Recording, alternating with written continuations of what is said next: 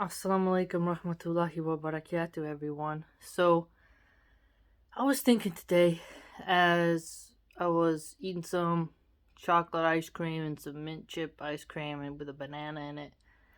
And I started thinking about how Pharaoh sent soldiers into the homes of his people, his slaves, and how Moses' mother wanted to keep her baby, right?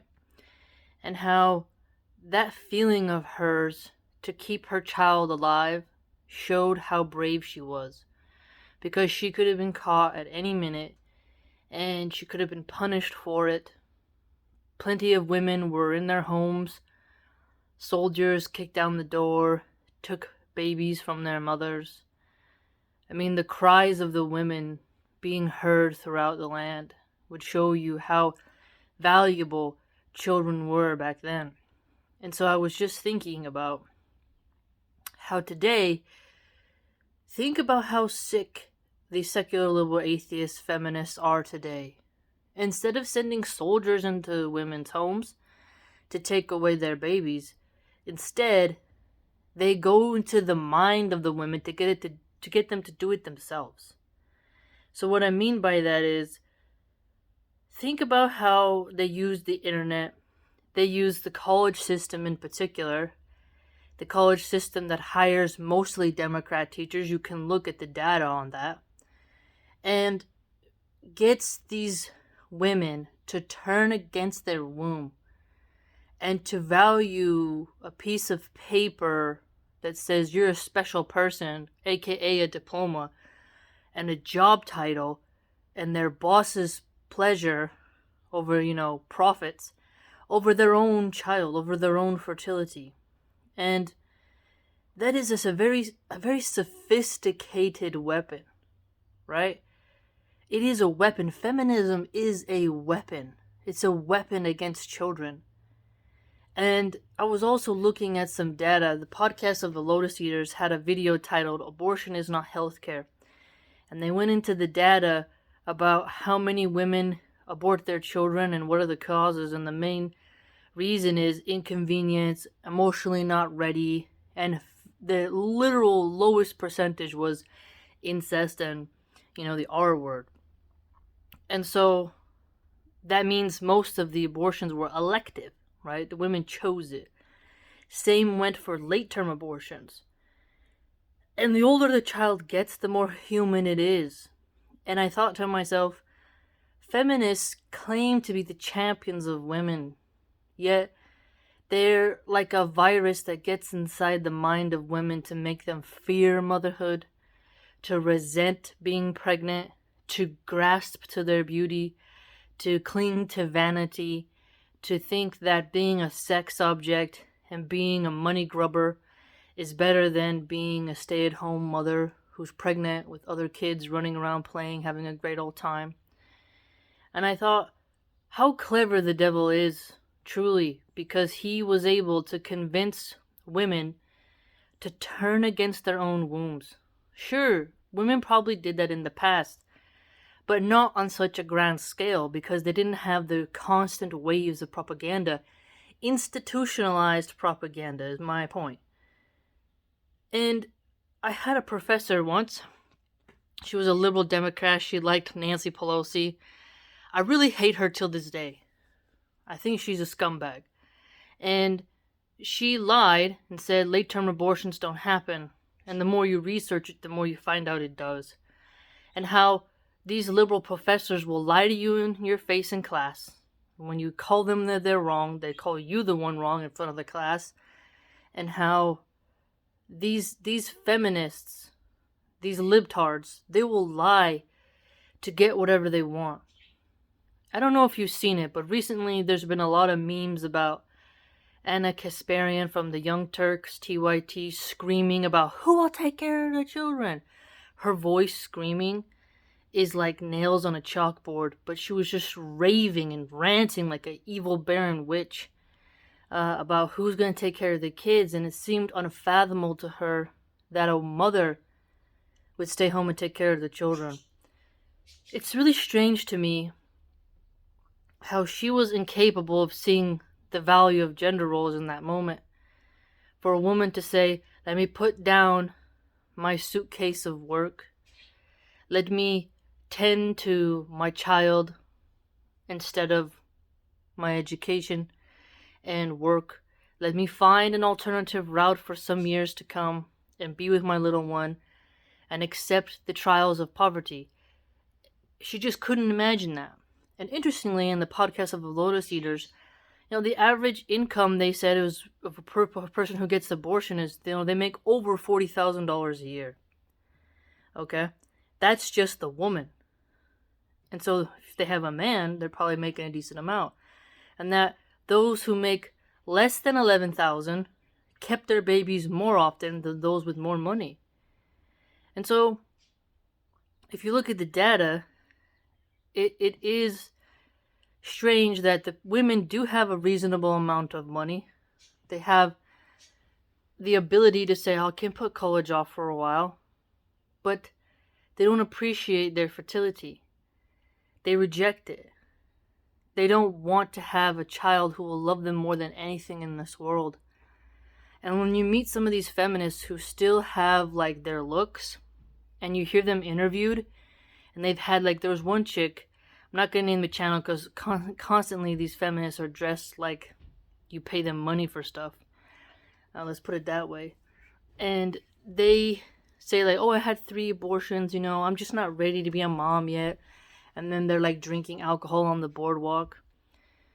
And you just think to yourself, this is what liberalism and female empowerment and the sexual liberation has produced. The lowest quality of women who care nothing for their duty of being a mother, to the point now where they think you can't even say the word mother. Okay? And they're erasing actual biological women and conflating that with the other mafia that you know about. And so the feminists have greatly been a plague upon America. They have ruined much of our country's morality.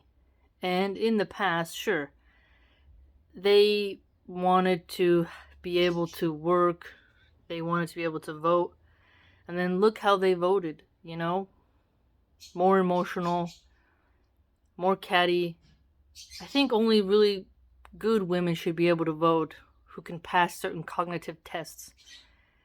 Democracy, the more you think about it, just letting anyone vote, people who haven't even finished one book in their life, they don't care about anything, they have no wisdom, they're just kind of brain dead. And that goes for all levels, whether they're rich or poor.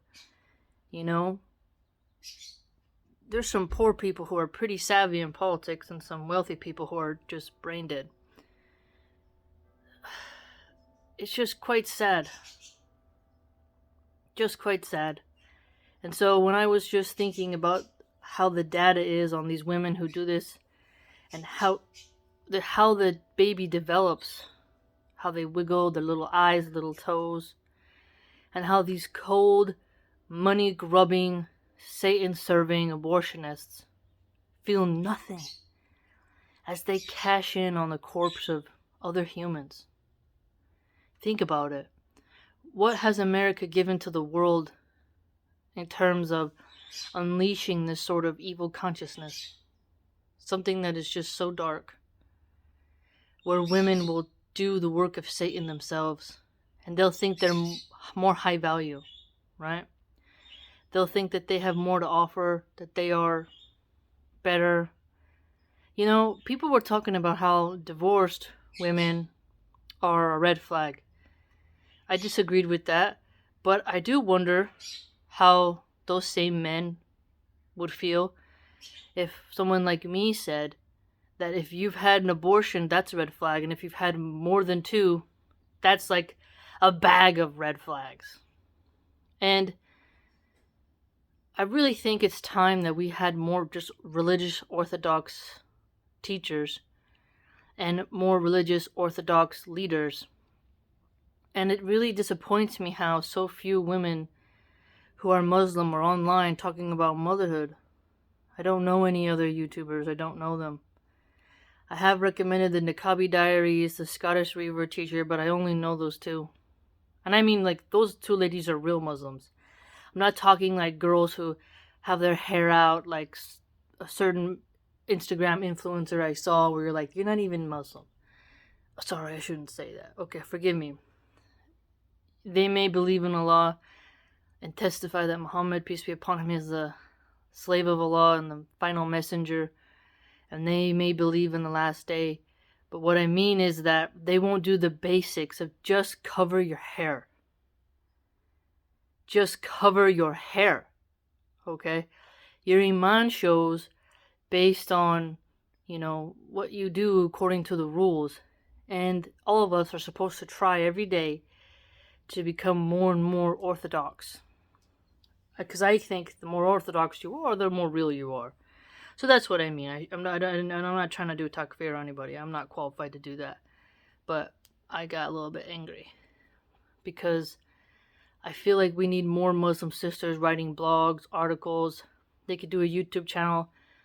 We just need more sisters helping because we have to help some of these women escape feminism.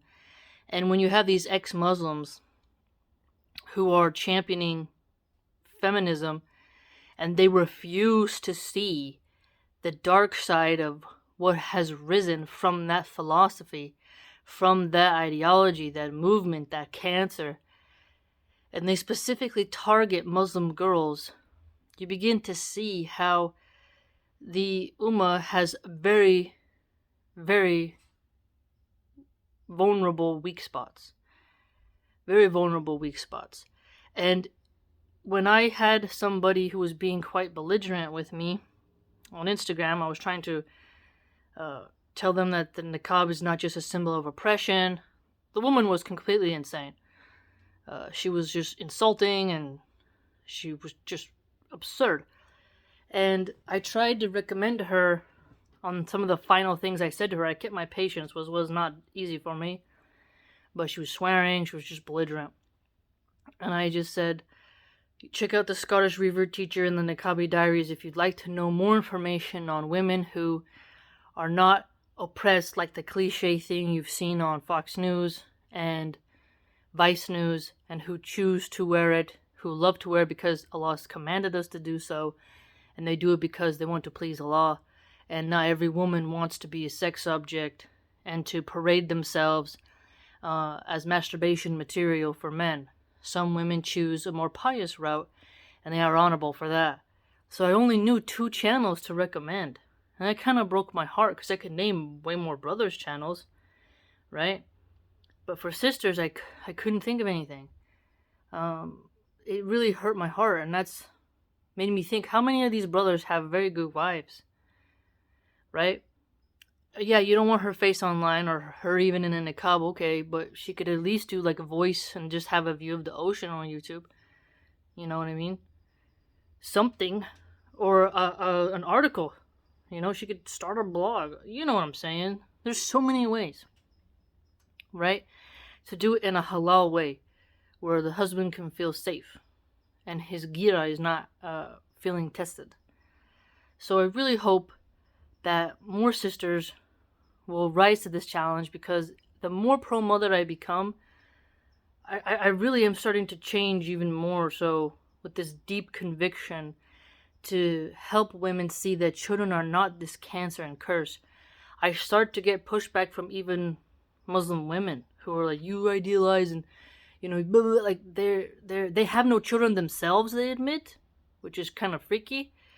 But when you see as a reaver, an American reaver, Muslim women in the East telling you the same things that someone in San Francisco would tell you, that's how you know things are at critical mass. That's how you know things are going to a dark road.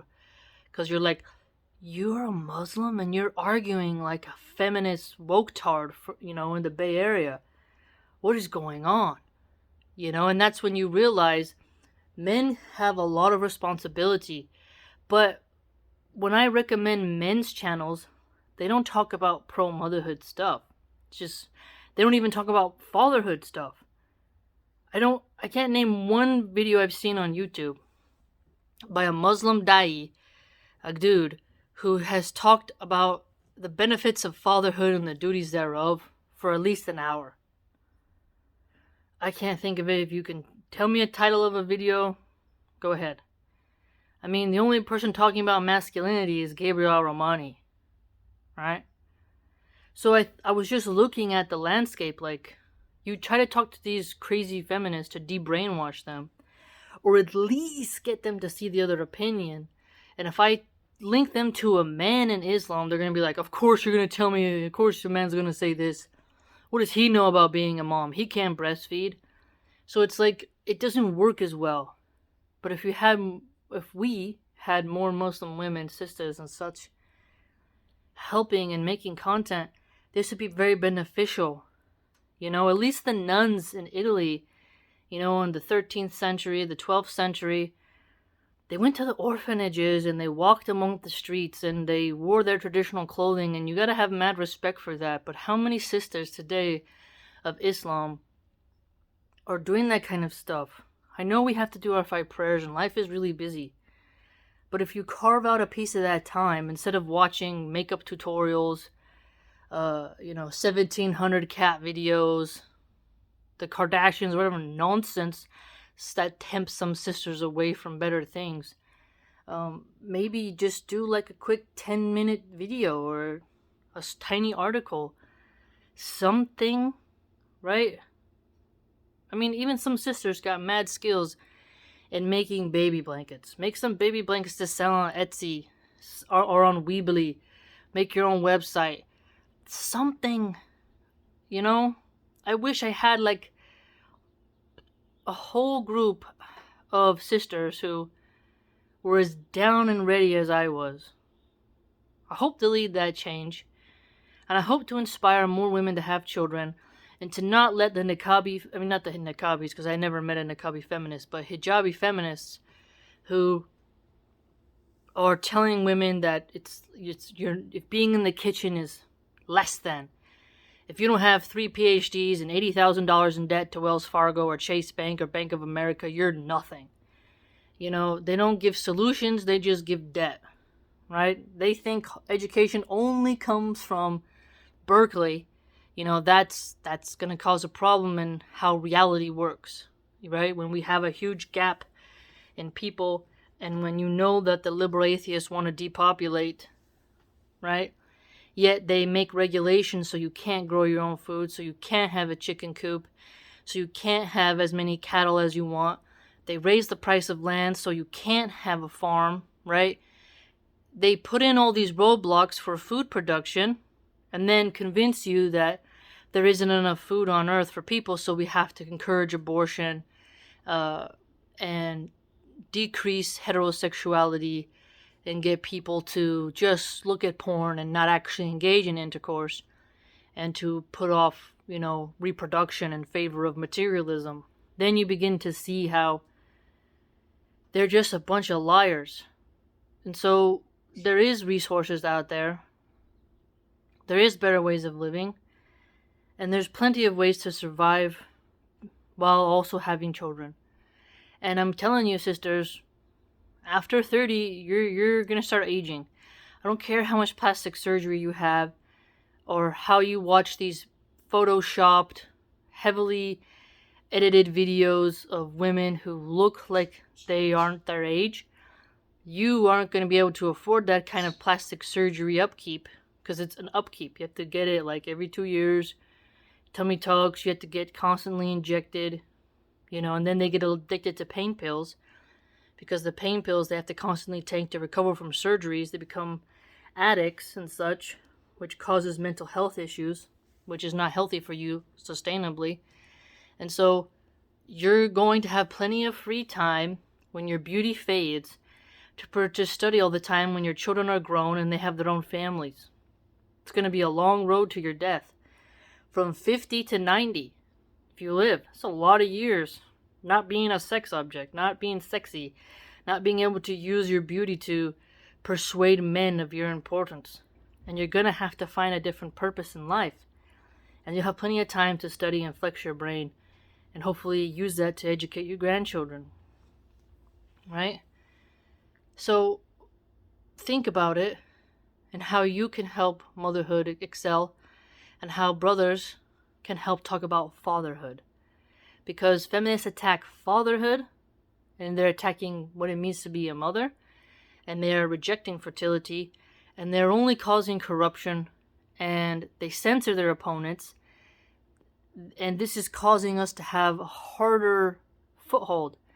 So please step forward, enter into the arena of ideas, and find a way in which you can contribute, and hopefully we can help more women have less abortions and to be able to have gracious patients, and more Muslim children can be born, and more Muslim children can revert to Islam when they are ready. Think about what I said, fam. Think about what I said. Let me know what you think.